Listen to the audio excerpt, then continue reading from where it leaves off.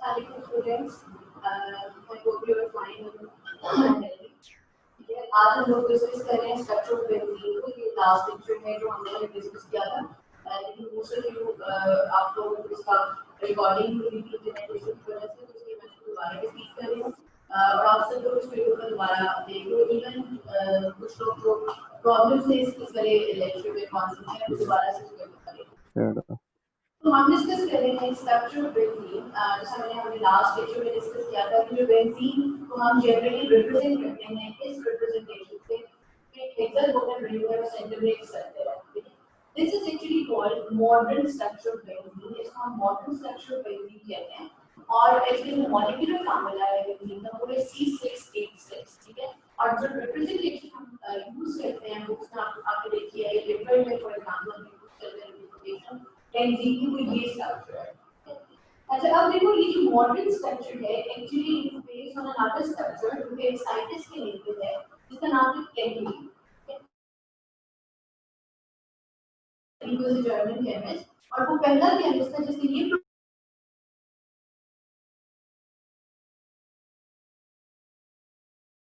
मतलब है structure can be written in this form और आइदर इन दिस फॉर्म, ठीक है। अब अगेन यहाँ पे फर्स्ट फॉर्म जो है वो सिंगल है, फिर डबल, फिर सिंगल, फिर डबल। इसका मतलब है आप केमिकली के अकॉर्डिंगली आइदर इसको से रिप्रेजेंट कर सकते हो या आप इसको से रिप्रेजेंट कर सकते हो। दोनों रिप्रेजेंटेशन अकॉर्डिंग टू केमिकली जो है वो करेक्ट है, ठीक है। अब देखो अगले पार्ट में मैंने इसको डिस्प्ले फार्मूला के फॉर्म में रिप्रेजेंट किया है। अब डिस्प्ले फार्मूला में मैंने सिंपल क्या किया कि कार्बन के साथ 6 हाइड्रोजन लगा दिए, लेकिन मैंने डबल बॉन्ड अभी शो नहीं किया। इसलिए अब देखो फॉर एग्जांपल इसके अंदर अगर मैं डबल और सिंगल बॉन्ड शो करती हूँ तो इसका मतलब है अगर फॉर एग्जांपल ये बॉन्ड डबल है तो इसमें हर कार्बन के 4 बॉन्ड बन रहे हैं, ठीक है। ये सिंगल हो गया, ये एक बॉन्ड डबल हो गया, अगेन हर कार्बन के 4 बॉन्ड बन रहे हैं। सिमिलरली ये बॉन्ड जो है वो डबल हो जाएगा। इस तरह से ऑल्टरनेट सिंगल डबल बॉन्ड आ जाएंगे। और अब आपको यू कम टू नो कि how the formula is C6H6। Is that clear? दोबारा हम डिस्कस करें कि जो स्ट्रक्चर हमारे पास नजर आता है बेंजीन का, it is called the modern structure of benzene which is a hexagonal ring and centre in the circle. Centre में एक सर्कल है। Molecular formula is C6H6. Modern structure is actually based on Kekili structure, and according to Kekili, benzene has a cyclic hexagonal ring with alternate single and double bond. Alternate single double bond की दो possible representation थी जो हम लिखा जिसके accordingly हम लिख सकते थे। और similarly मैंने displayed formula बना दिया जिससे हमें ये clear हो गया कि benzene C6H6 कैसे है। अब आप देखो बच्चों, for example, if you look at the Kekili structure, so because of having 3 double bond, it should behave like a typical alkene. अब because इसके अंदर 3 बॉन्ड है, इसका मतलब है इसको typical alkene की तरह behave करना चाहिए। अब जब भी typical alkene comes to your mind, तो इसका मतलब है सबसे पहली चीज जो मेरे ज़हन में आनी चाहिए वो ये है कि जो typical alkene है, they decolorize aqueous bromine and DOT, ठीक है। जो कैरेक्टरिस्टिक प्रॉपर्टी है एल्कीन की वो ये है कि ये डीकलराइज करते हैं एक्विस ब्रोमीन को डार्क में। अब अगर फॉर एग्जांपल हम केकिली के स्ट्रक्चर को करेक्ट कंसीडर करें तो उसका मतलब है इसके अंदर 3 डबल बॉन्ड है, इसको भी एल्कीन की तरह डीकलराइज करना चाहिए, लेकिन एक्चुअली बेंजीन इस तरह से बिहेव नहीं करता। फॉर एग्जाम्पल जब बेंजीन को सब्जेक्ट किया गया रिएक्शन पे तो उन्होंने ये देखा कि अगर फॉर एग्जाम्पल मेरे पास कोई भी एल्कीन थी, आप अज्यूम करो मेरे पास प्रोपीन थी और प्रोपीन को मैंने क्या किया, एक्विस ब्रोमीन डाल दी डार्क में, प्रोपीन ने फौरन से डीकलराइज कर दिया एक्विस ब्रोमीन को, जो कि एक पॉसिबल इंडिकेशन थी कि बेंजीन जो प्रोपीन है वो एल्कीन है। लेकिन जब बेंजीन के अंदर एक्विस ब्रोमीन को डाला गया तो उन्होंने ये देखा कि डीकलराइजेशन नहीं हुई, इसका मतलब है एक्विस ब्रोमीन का कलर चेंज नहीं हुआ। दिस इंडिकेट कि जो बेंजीन है वो डिफरेंट है फ्रॉम अ टिपिकल एल्कीन। अब हम सबसे पहले इसको देखते हैं और फिर हम देखते हैं कि why it is different from typical alkene.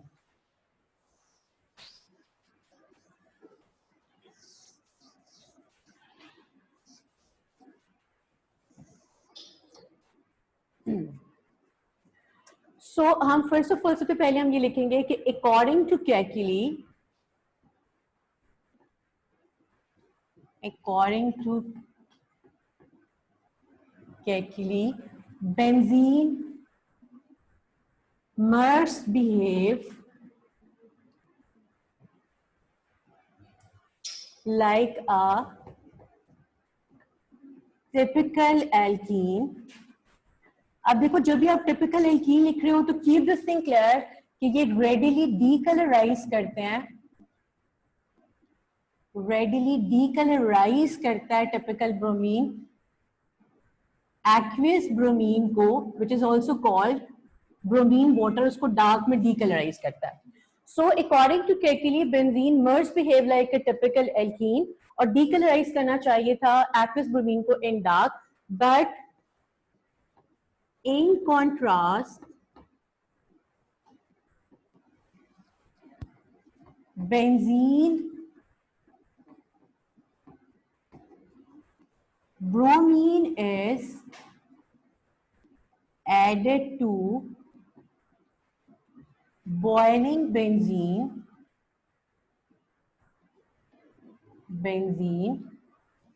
for the addition reaction to occur, reaction to occur। अब देखो ये जो स्टेटमेंट मैंने लिखी है इसको मैं दोबारा एक्सप्लेन करती हूँ कि केकेली के अकॉर्डिंग बिकॉज बेंजीन के अंदर 3 डबल बॉन्ड है तो उसको टिपिकल एल्कीन की तरह रेडिली डीकलराइज करना चाहिए था एक्वियस ब्रोमीन को, लेकिन एक्चुअल में ये नहीं हुआ। ब्रोमीन डार्क में डीकलराइज नहीं कर पाया बेंजीन को, बल्कि आपको बेंजीन को बॉयल करके ब्रोमीन ऐड करना पड़ा for the addition reaction to occur. इसका मतलब है ये पॉइंट, मतलब लाइक इससे आपको ये क्लियर हुआ कि benzene is different from the typical alkene. ठीक है, अब व्हाई इट इज डिफरेंट उसको हम अगले वाले पॉइंट नेक्स्ट पार्ट में डिस्कस करेंगे। सिमिलरली ये पहला पॉइंट था जो कि बेंजीन का जो स्ट्रक्चर केकेली का प्रपोज था उसकी रिजेक्शन की रीजन थी। This was the first reason of the rejection of Kekule structure. ठीक है, सेकेंडली हम लोगों ने देखा कि अगर फॉर एग्जांपल आप बेंजीन का स्ट्रक्चर देखो अकॉर्डिंग टू केकेली, अभी मैंने डिस्प्ले स्ट्रक्चर बनाया, दोबारा से आप इसको देखो तो हमें ये देखा कि अकॉर्डिंग टू केकेली स्ट्रक्चर बेंजीन के अंदर double single double single double single bond है। इसका मतलब है डबल, आप लोगों को सबको पता है, अगर आप डाटा बुकलेट को रेफर करो तो आप सब लोगों को ये क्लियर है बिल्कुल कि जो डबल बॉन्ड लेंथ होती है वो डिफरेंट होती है, सिंगल बॉन्ड लेंथ जो है वो डिफरेंट होती है। अब ये जो मतलब लाइक डाटा, ये मैं डाटा बुकलेट से कोट कर रही हूँ, carbon carbon single bond length जो है, ठीक है, इट इज 0.154 नैनोमीटर। ये आपको लर्न, ये मेमोराइज नहीं करना, ये जस्ट रेफरेंस से डाटा बुकलेट से मिल जाएगा।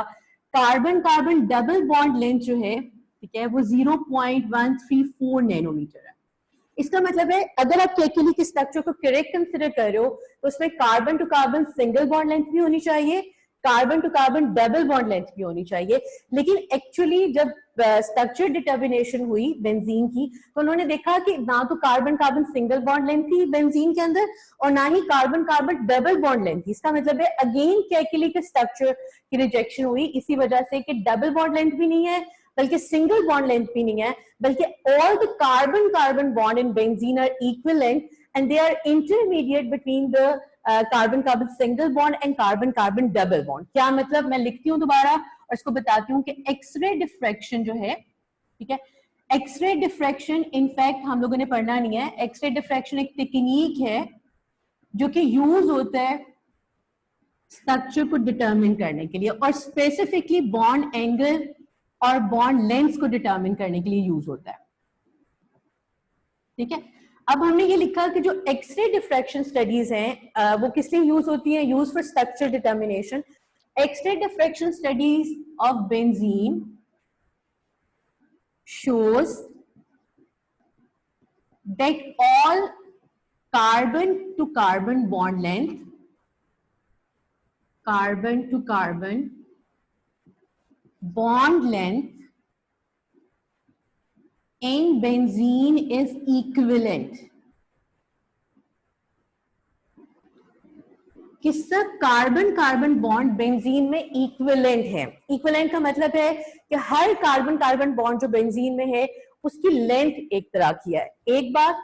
और दूसरी सबसे इंपॉर्टेंट बात मैं इसको रेज करती हूँ, ठीक है, अब ये देखो, all the carbon carbon bond length in benzene are equivalent, ठीक है, and similarly it is intermediate and is intermediate between carbon carbon single bond and carbon to carbon double bond, और कार्बन कार्बन सिंगल बॉन्ड और carbon carbon double bond के intermediate है। अगर आप data booklet से benzene की जो carbon carbon bond length देखो, अब carbon to carbon bond length अगर मैं बेंजीन में लिखूंगी तो वो क्या है, वो है 0.139 नैनोमीटर्स। ठीक है, अब आप देखो बच्चों, ये सब अच्छी तरह से एक दफा देखो कि ना तो carbon carbon single bond length थी और ना ही carbon carbon double bond length थी, बल्कि दोनों की इंटरमीडिएट लेंथ थी। इसका मतलब है कि दोनों के दरमियान की लेंथ आ गई। ठीक है, अब ये दो रीजन थी जिसकी वजह से कैकिली का स्ट्रक्चर रिजेक्ट हुआ। मैं दोबारा से रिपीट कर रही हूँ एक दफा। हमने सबसे पहले देखा कैकिली ने क्या कहा था, उसने ये कहा था कि बेंजीन जो है it's a cyclic hexagonal ring with alternate single double bond. दो पोजीशंस हमने डबल बॉन्ड की और सिंगल बॉन्ड की डिटरमिन की। इसकी वजह से कैकिली के स्ट्रक्चर के अकॉर्डिंगली हमारा मॉलिक्यूलर फार्मूला ठीक हो गया, C6H6 हो गया। लेकिन जो मॉडर्न स्ट्रक्चर है वो कैकिली का स्ट्रक्चर नहीं था। कैकिली बेसिस जरूर दी थी मॉडर्न स्ट्रक्चर के लिए, लेकिन कैकिली के स्ट्रक्चर को रिजेक्ट किया गया। उसके बाद मॉडर्न स्ट्रक्चर हमारे पास आया। अब रिजेक्शन की सबसे बड़ी रीजन ये थी कि अकॉर्डिंग टू कैकिली इसके अंदर डबल बॉन्ड था, इसको टिपिकल एल्कीन की तरह बिहेव करना चाहिए था, उसे टिपिकल एल्कीन की तरह बिहेव नहीं किया एक्सपेरिमेंटली। ये रीजन थी, फर्स्ट रीजन थी रिजेक्शन की। दूसरी रीजन ये थी कि अगर आप कैकिली के स्ट्रक्चर को करेक्ट कंसिडर करो तो इसका मतलब है कि इसके अंदर carbon carbon double bond length भी होनी चाहिए थी, carbon carbon single bond length भी होनी चाहिए थी। लेकिन एक्सरे डिफ्रैक्शन स्टडीज ने ये शो किया कि ना तो carbon carbon single bond length है, ना ही carbon carbon double bond length है, बल्कि दोनों के इंटरमीडिएट है और वो 0.139 नैनोमीटर है। ठीक है, अब जो मॉडर्न स्ट्रक्चर है वो इन दोनों ऑब्जर्वेशंस को एक्सप्लेन करता है और हमें बताता है कि इस तरह से क्यों रिप्रेजेंट नहीं कर सकता। आई होप आप लोगों ने लिख लिया होगा सब में ये। अब हम डिस्कस कर रहे हैं मॉडर्न स्ट्रक्चर। अब आप सब अच्छी तरह से मॉडर्न स्ट्रक्चर को देखो एक दफा, क्योंकि मॉडर्न स्ट्रक्चर सारे पॉइंट्स क्लियर करेगा कि why benzene is not represented by Kekule structure. अच्छा, अब मॉडर्न स्ट्रक्चर जो है, मॉडर्न स्ट्रक्चर ऑफ बेंजीन,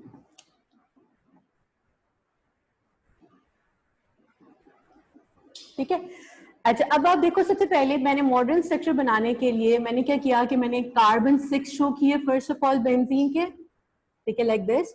इसको मैं जरा इस फॉर्मेट में कर रही हूँ। हर कार्बन के साथ एक एक हाइड्रोजन है। ठीक है, लिखिए।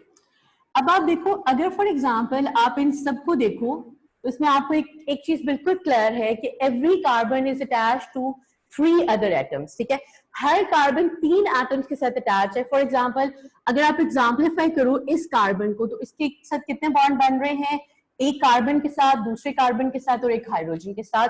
इसका मतलब है every carbon is attached with 3 other atoms. ठीक है, एक बात, और बिकॉज सारे बॉन्ड सिंगल बॉन्ड है, इसका मतलब है there must be sigma bond. ठीक है, अब फॉर एग्जांपल मैंने डबल बॉन्ड अभी शो नहीं किया, मैंने सिर्फ कार्बन को एक हेक्सागोनल फैशन में अरेंज किया with hydrogen attached to it, और every carbon is attached with 3 atoms and all the bonds are single bond. That means that they are sigma bond, right?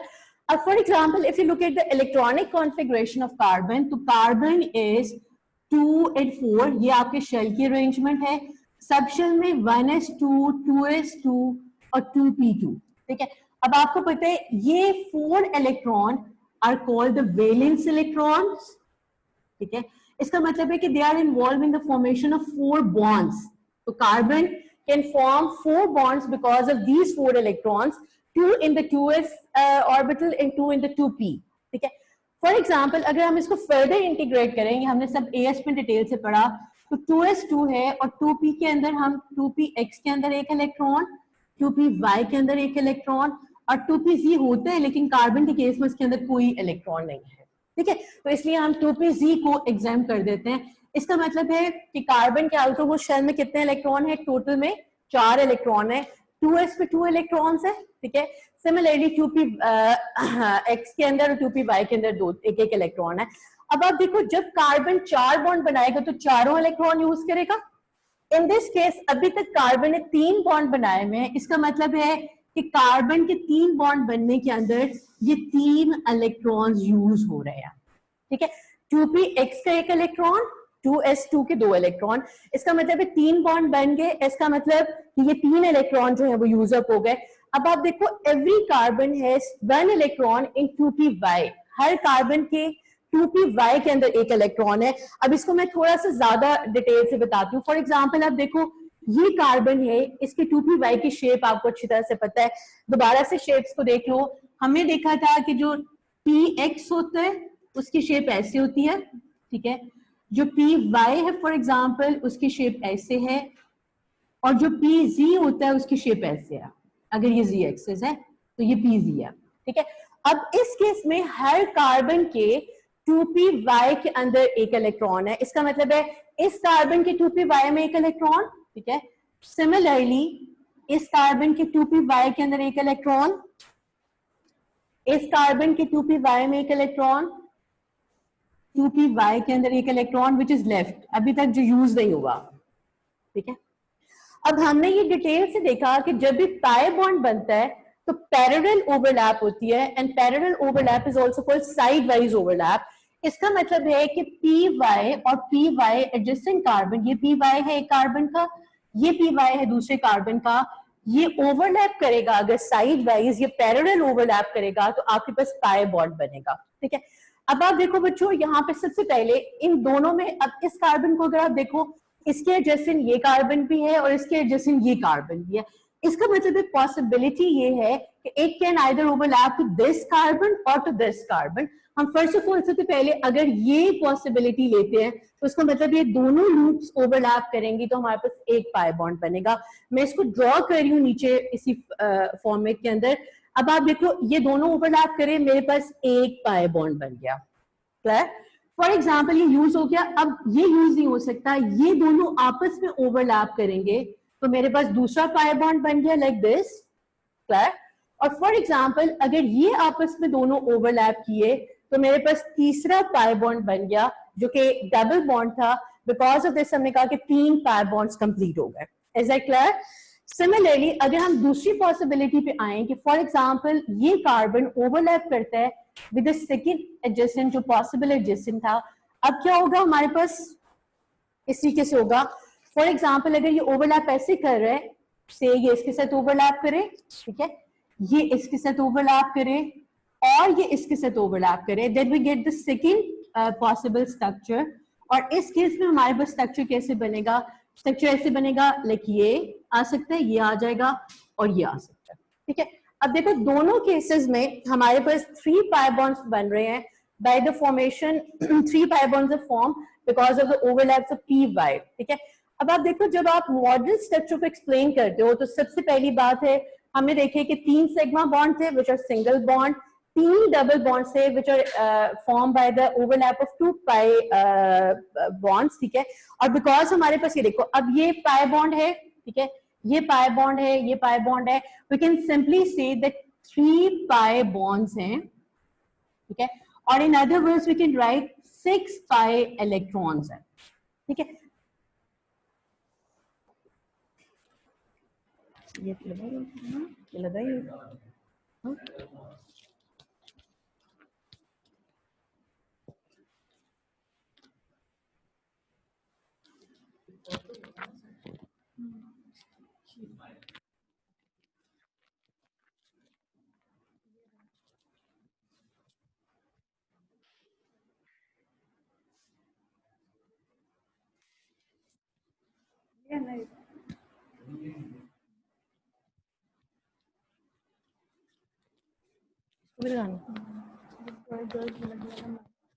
चल ही नहीं रहा था तुम जैसे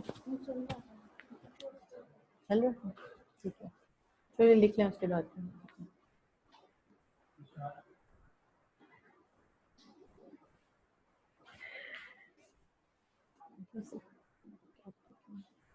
चल नहीं रहा सर,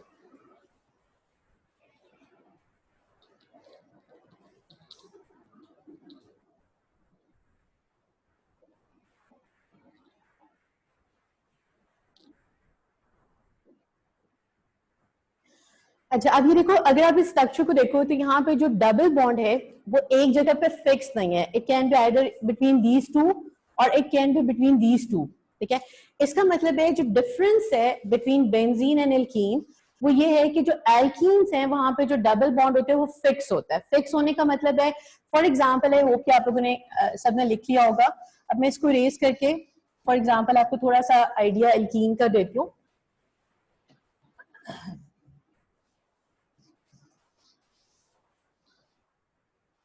ठीक है, अब देखो एल्कीन्स में फॉर एग्जांपल अगर बट वन ईन है तो इसका मतलब है double bond is fix between first and second, वो सेकेंड और थर्ड के दरमियान नहीं हो सकता। अगर आप ब्यूट 2 ईन ले रहे हो तो जो डबल बॉन्ड है वो फिक्स है between second and third, it can not be between first and second. लेकिन अभी आपने बेंजीन में खुद देखा कि डबल बॉन्ड किसी भी 2 कार्बन एटम के अंदर हो सकता है। इसका मतलब है जो बेसिक डिफरेंस अभी तक हमें पता चला बेंजीन का और एल्कीन का वो ये है कि बेंजीन के अंदर जो डबल बॉन्ड है वो फिक्स नहीं है एक जगह पे, लोकलाइज नहीं है एक जगह पे, बल्कि वो डी लोकलाइज है। ठीक है, अब मॉडर्न स्ट्रक्चर को जब हम एक्सप्लेन करते हैं तो हम लिखते हैं कि इन बेंजीन, ठीक है, each carbon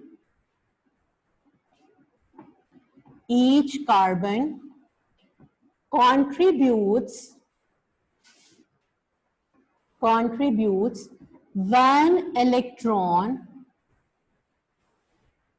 to the formation of 3 pi bonds। ठीक है, अब देखो मैंने लिखा कि बेंजीन में हर कार्बन कंट्रीब्यूट कर रहा है 1 electron to the formation of 3 pi bonds. अब ये इलेक्ट्रॉन है कौन सा, आप सबको पता है कि ये 2p का इलेक्ट्रॉन है। ठीक है, so in benzene each carbon contributes 1 electron to the formation of 3 pi bonds. ठीक है, अब 3 पाई बॉन्ड्स का मतलब ये है कि जो 3 पाई बॉन्ड्स बने हैं, ठीक है, 3 पाई बॉन्ड्स formed, ठीक है, they are not localized between adjacent carbon atom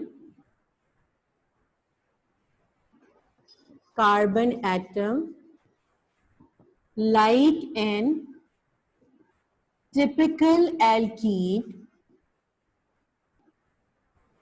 but they are delocalized। delocalized का मतलब है कभी किसी के दरमियान और कभी किसी के दरमियान हो सकता है। अब आप देखो बेंजीन में हमने ये देखा कि जो डिफरेंस था एल्कीन में और बेंजीन के डबल बॉन्ड में वो ये था, एल्कीन को आप दोबारा देखो ब्यूट 1 ईन है, 1 ईन का मतलब कि डबल बॉन्ड फिक्स था बिटवीन फर्स्ट एंड सेकेंड, ये हमेशा फर्स्ट और सेकंड के दरमियान होगा, कभी भी सेकंड और थर्ड के दरमियान नहीं हो सकता। सिमिलरली अगर आपने ब्यूट 2 ईन लिया तो ब्यूट 2 ईन में डबल बॉन्ड जो है सॉरी वो फिक्स है सेकंड और थर्ड के दरमियान, वो कभी भी फर्स्ट और सेकंड के दरमियान नहीं हो सकता।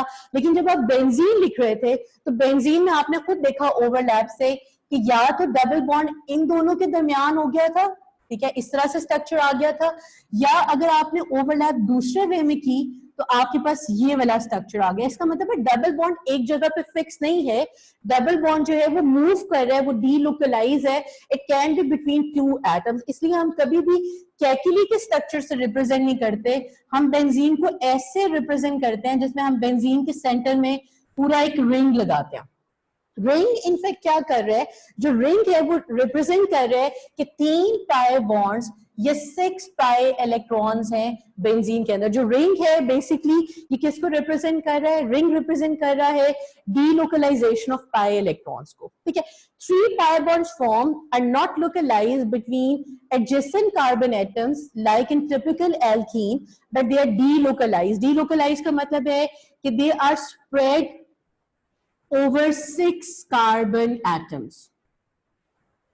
ठीक है, अब 6 कार्बन एटम के ऊपर ये डीलोकलाइजेशन हुई है, उसकी वजह से जो बेंजीन है उसका जो पाई इलेक्ट्रॉन है वो एक जगह पे नहीं है, बल्कि वो 6 कार्बन एटम जो है उनमें से किसी 2 एटम के दरमियान हो सकता है और डीलोकलाइज है। डीलोकलाइज का मतलब है फैला हुआ इफेक्ट है उसका, टिपिकल एल्कीन की तरह का नहीं है।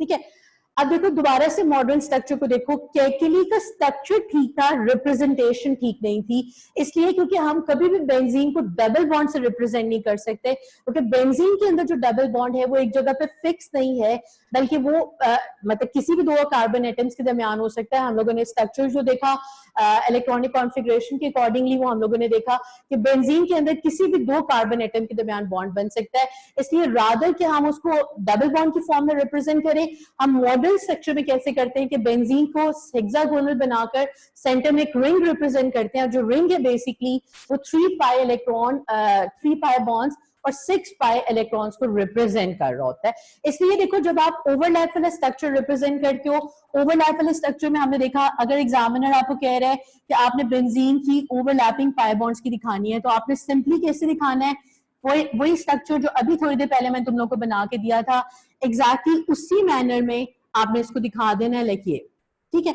अब आप जब दिखाओगे पाई बॉन्ड्स को, तो बेसिकली आपने कैसे करना है कि ये पाई बॉन्ड बनेगा, ठीक है, इसको बेशक आप लेबल नहीं करो पी वाई से, ठीक है, आप सिंपली ऐसे कर दो और आप ओवरलैप दिखा दो, लाइक ये वाला ओवरलैप हो गया, ठीक है, से ये वाला ओवरलैप हो गया आपस में और ये वाला ओवरलैप हो गया। अब आप देखो ये दो आपस में ओवरलैप हो गया, अब ये इसके साथ ओवरलैप नहीं हो सकता क्योंकि इसके इलेक्ट्रॉन यूज हो गए, यहाँ पे यूज हो गया।